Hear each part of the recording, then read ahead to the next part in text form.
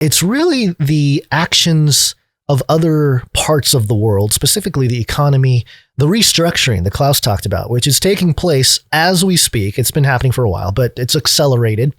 It's in the monetary structures.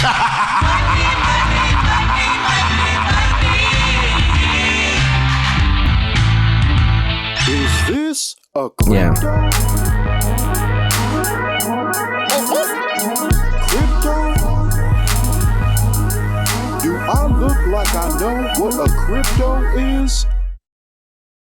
Yeah, we got Reuters.com here. Headline, banking giant and New York Fed start 12-week digital dollar pilot. Oh. What's happening? And the timing of it is very interesting. We got the FTX debacle. Crypto is all smashed up. A great time to launch a CBDC. Global banking giants are starting a 12-week. Global banking giants are starting a 12-week digital dollar pilot with the Federal Reserve Bank of New York, the participants announced on Tuesday. Citigroup Inc., HSBC Holdings, MasterCard, and Wells Fargo are among the financial companies participating in the experiment alongside the New York Fed's Innovation Center, they said in a statement. The project, which is called the Regulated Liability Network, will be conducted in a test environment and use simulated data, the New York Fed said. Now, something to point out in that sentence. The project, which is called the Regulated Liability Network. Normally, when you have the title of something, it's all, it's capital letters starting the words, right? There's like an acronym usually. But in this occasion, it says, which is called the Regulated Liability Network. Regulated Liability Network is not capitalized. It just looks like a bunch of words, strung together, which is interesting. Okay. And the other part, they're going to use simulated data. Where are they getting the simulated data?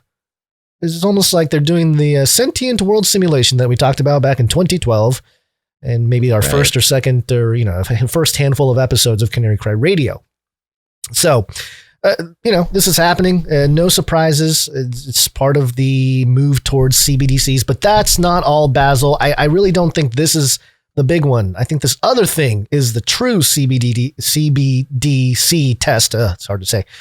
And this is from Investopia.com. And the headline is Crypto Payments with USDC now on Apple Pay. Now, USDC is a Ethereum-based US dollar stablecoin, a crypto, but it's 1-to-1 to the US dollar. Okay, so it's issued by a company called Circle. Circle, the issuer of the USDC stablecoin, added support for Apple Pay to help to boost the use of the coin by allowing crypto businesses to accept the payment method, building the future of commerce. USDC issuer Circle introduced payments for Apple Pay, blah, blah, blah. A move it expects to help build the future of commerce by boosting businesses' sales and making payments faster, easier, and more secure, according to the announcement.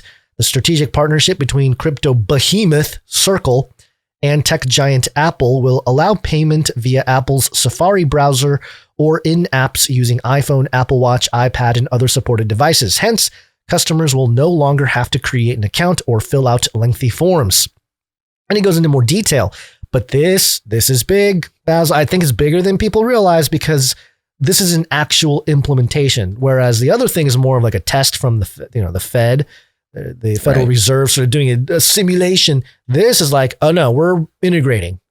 People can start using. It's a live test, right? Yeah.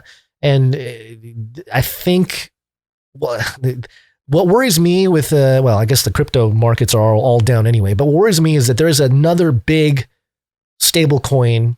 There's two big ones, USDT, Tether, and USDC. USDC, obviously, Circle.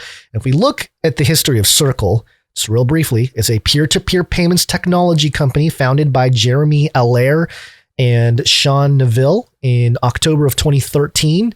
They have a $55 billion of worth of USDC circulating as of August 2022. The company received $135 million in venture capital from 4 rounds of investment between 2013 and 2016, including a $50 million investment led by Goldman Sachs. Oops, where's my bell? There's my bell. Yeah, so this is Goldman Sachs coming into the crypto world via Apple Pay. and using their stablecoin USDC, which is an Ethereum-based stablecoin.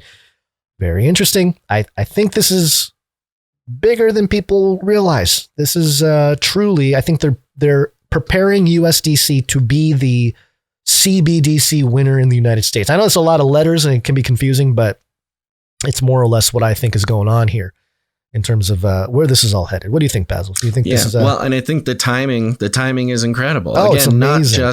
not just with the FTX debacle, but having banking giants, and the New York Federal Reserve start their 12-week digital dollar pilot that is integrating, the digital dollar, perhaps even CBDC,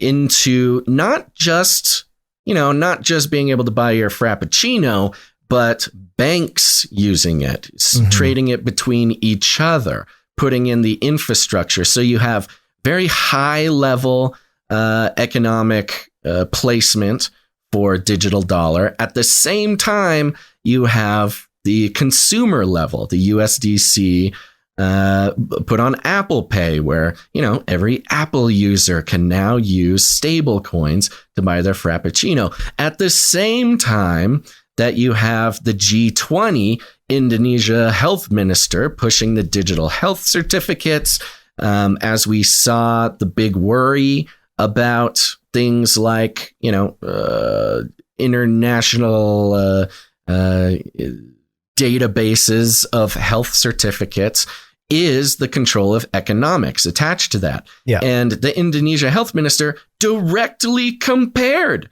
the health certificate with economics, saying the health certificate will allow economics, allow more control over what economics move, what economics don't move. And then at the same time he's saying that, you have high level USDC tests, you have consumer level USDC tests, you've got what's the Prime Minister of England's name? Sunak. Sunak. You've got Sunak, who notably his family is in the business of digital health certificates. And you've got the SBF, the Sam Bankman-Fried collapse here, and his connections to World Economic Forum, his connections to, lots of the democratic establishment. And it just seems like there's a nice conglomeration of a perfect alignment of events in a 1 week period to not just experiment with things, experiment with a global digital ID and economic system, but to literally play it out, to test it out in real time in the real world. Yeah. And it's really a big deal for us, Gons, because this has been this exact game plan has been a core part of ours and other people's, indie shows' message for almost a decade now, for about 10 years. Yeah. And to be in the week, we are currently in the week that it's all coming together in the real world, is a really heavy experience. And is it a coincidence? I don't know that it's also the same week we get 3 strikes on our YouTube channel. Who knows? I don't know. But speaking of the SBF thing, do you have an update on that? I do. I know people are sick of it. I don't know if people are sick of it, but I think it's important to keep the updates coming. Yeah. First of all, jingle makers out there. Because it's part of the whole thing. It's part of the whole transition into the digital ID economic system. I told you this was a bigger deal, and it's bringing crypto into politics, the forefront of politics. And, it'll be interesting to see how Trump plays this whole thing, because I don't know that he wants a CBDC in general. He likes the US dollar. So, I don't know how that's going to look, because it does sort of it forces all politicians to take a stance on cryptocurrencies, which is going to happen in the next couple of years. Leading up to 2024, it's going to be really interesting what happens. But yes, Sam Bankman-Fried, quick update. New York Times did a piece on him, and it is, it's, if you need somebody to just clean up the mess a little bit, you go to New York Times if you're connected, a well-connected fella. And the article here is titled, How Sam Bankman-Fried's Crypto Empire Collapsed. And it's an interview with Sam Bankman-Fried, giving exclusives to New York Times. And it says here, in less than a week, the crypto billionaire went from industry leader to industry villain. But in a wide-ranging interview on Sunday that stretched past midnight, he sounded surprisingly calm. Quote, "You would have thought that I'd be getting no sleep right now, and instead I'm getting some," he said. Quote, "It could be worse." You know, just a bunch, hundreds of thousands of people's bank accounts pretty much just obliterated. But hey, I'm getting some sleep. It could be worse.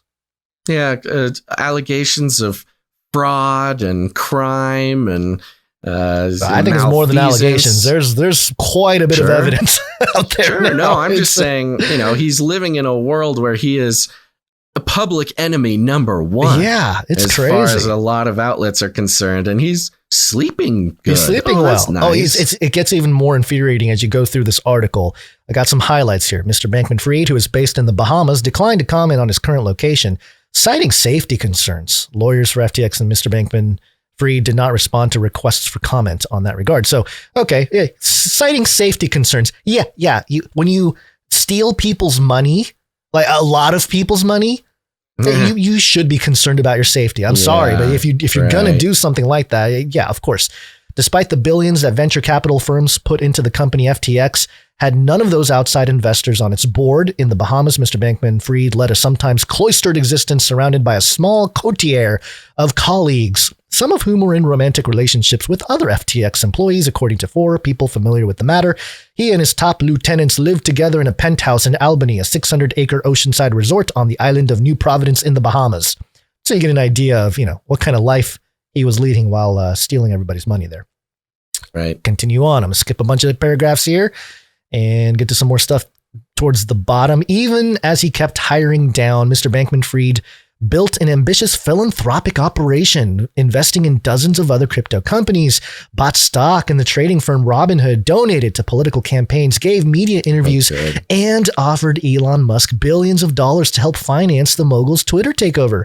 He's such a good dude. He was even trying to help Elon, which, by the way, is hilarious because Elon Musk came out and said, "Oh, yeah, my BS detector went off as soon as he was talking to him," which is, Elon, for all intents and purposes, is like a true billionaire, like liquid. He can make some phone calls and make billions move for real. Sam Bankman-Fried was sort of he had paper billions, but not liquid billions per se.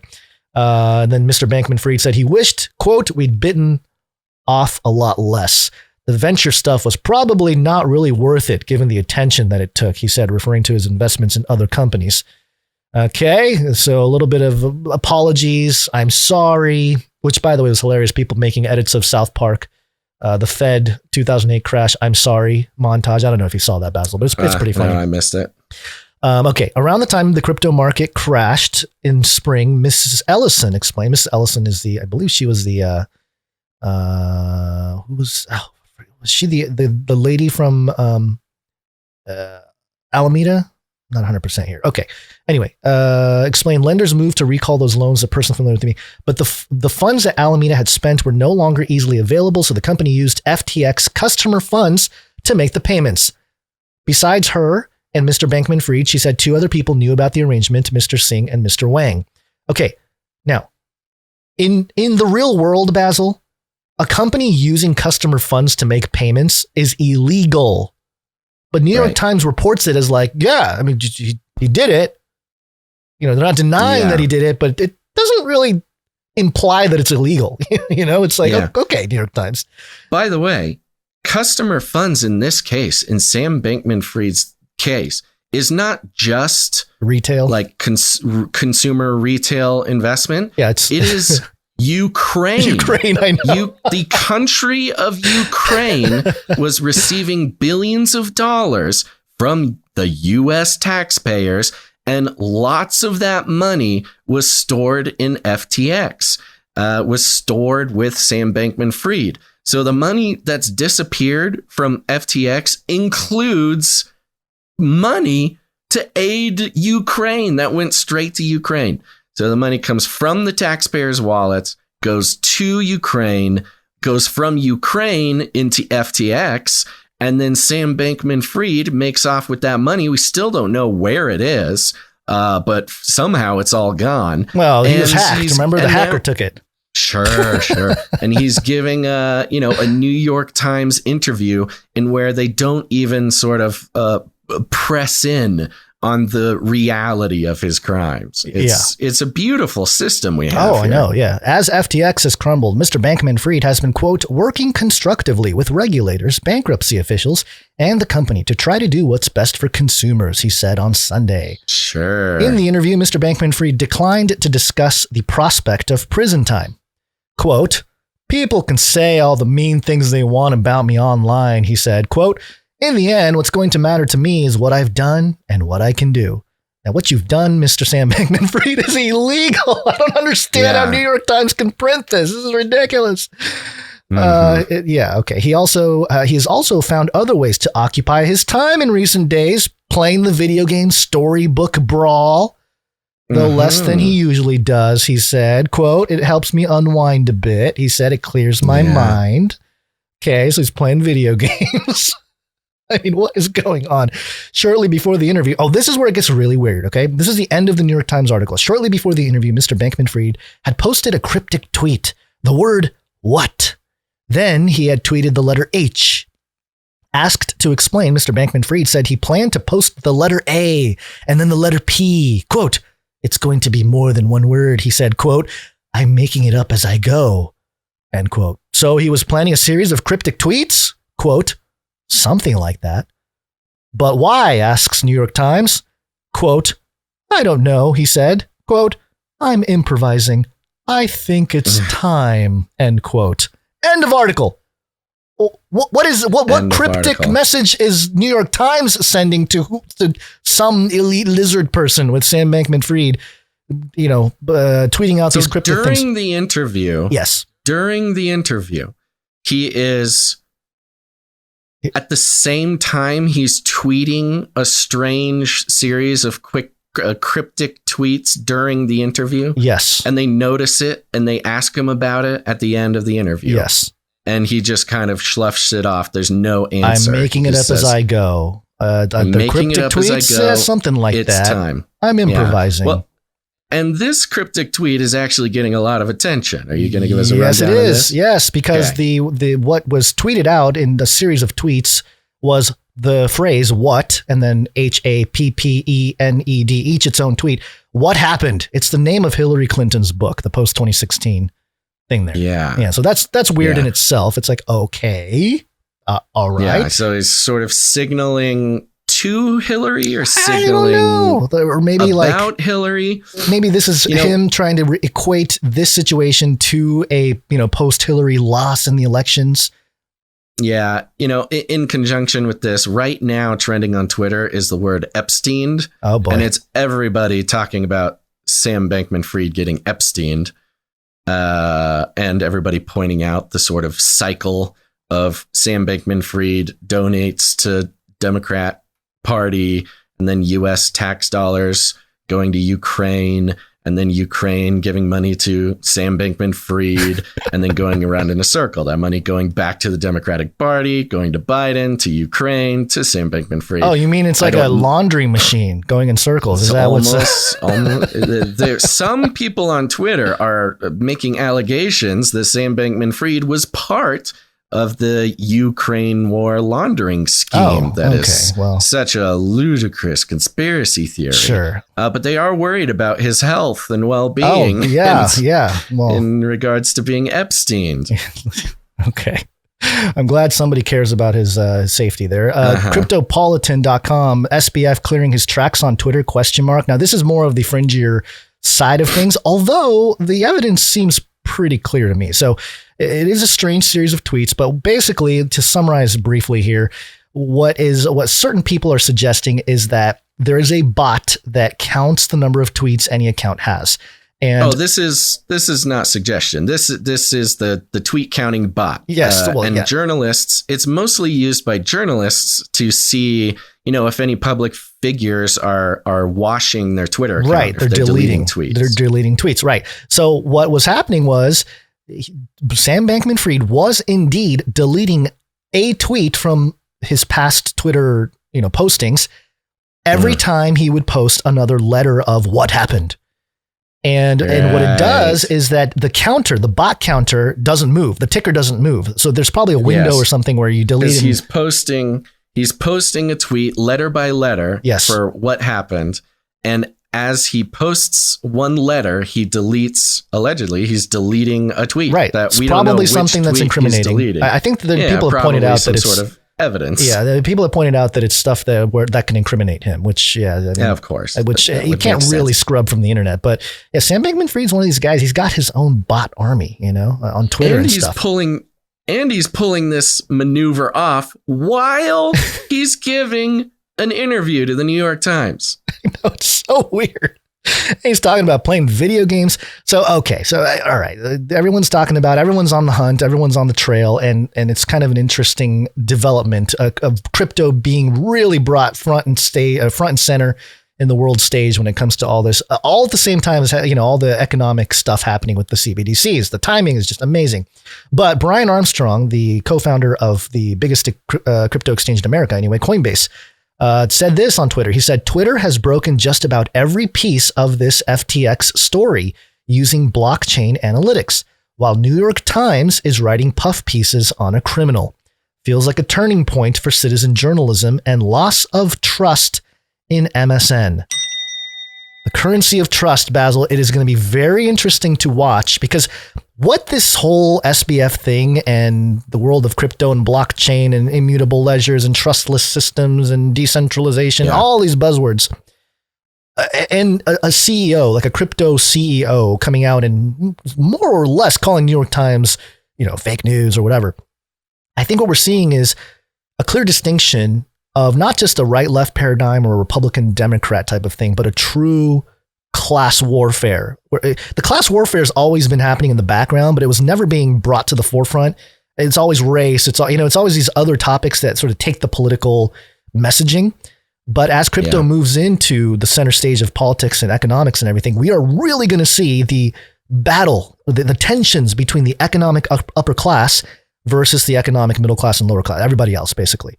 And this story, the SBF story, is sort of the indicator, you can call it, because not only is it going to put a massive strain on the legal apparatus in the United States, the SEC not doing anything when their whole thing is protecting consumers, the mainstream media reporting on it, the New York Times. If Sam Bankman-Fried is just gets to live free, right? Yeah, this is clear indication that he belongs to a different class of people they're above the law. They can just do whatever they want. They're children of connected people, and it doesn't matter what they do. They don't pay the price. There's no jail time. There's no whatever. And goes to bolster the theory that FTX coming in, playing a part in the demolition of a lot of the decentralized infrastructure of, crypto and people's easy access to the crypto markets. FTX has been a part of destroying a lot of that. Yeah. And then, FTX itself destroying itself, leaving the crypto infrastructure completely basically decimated due to unregulation or whatever, however you want to say it, the lack of regulation, lack of clarity, lack of government insight, giving the government justification to come in and instigate its own CBDC connected to health passport. It's the exact power vacuum needed for the government to come in and create a system on the backs of the destruction of everything that Sam Bankman-Fried has allegedly perpetrated. And again, perfect timing with the G20 and the war in Ukraine and everything. Yeah. So the ways that these things all connect to create sort of the meta view of something that looks like an excellently executed plan for pro WEF Great Reset purposes. It at least appears that way, even if, it didn't happen on purpose, which would be difficult to difficult to make a case for now. The most, word is not robust. Including, I'm sorry, hold your thought 1 second, Okay. including the destruction of Twitter. They just said that Brian Armstrong, all of this research, the whole Sam Bankman-Fried thing is being done on Twitter by citizen journalists and real investigative people, not the mainstream media. Yeah. So New York Times comes in trying to basically defend Sam Bankman-Fried, or at least not push him on the difficult things. It is Twitter that is bringing this all to light. And, Elon's takeover of Twitter, a lot of people suspect is actually a big ploy to completely destroy Twitter, which would do nothing but empower the mainstream media. If Twitter does eventually get destroyed, who knows? Elon's an erratic business runner anyways, but some people definitely have that thought. Well, he's also trying to create Twitter into its own economic system, is his whole X payment system. Right. So it really truly is, you might just be a Elon guy. Hey, I just do my money on Elon's X thing. Or, hey, I'm a WEF guy. I like all my money going through them. Which ties into the metaverse economic system that we've been talking about for so long. Yep. It's all coming together, baby. It's all coming together. Yeah. So there's a lot more to be said, and we'll keep track of it. We do need a Sam Bankman-Fried jingle because criminals on the loose, Basil. He's wanted, dead or alive. Okay. Oh, that's a good one. Yeah.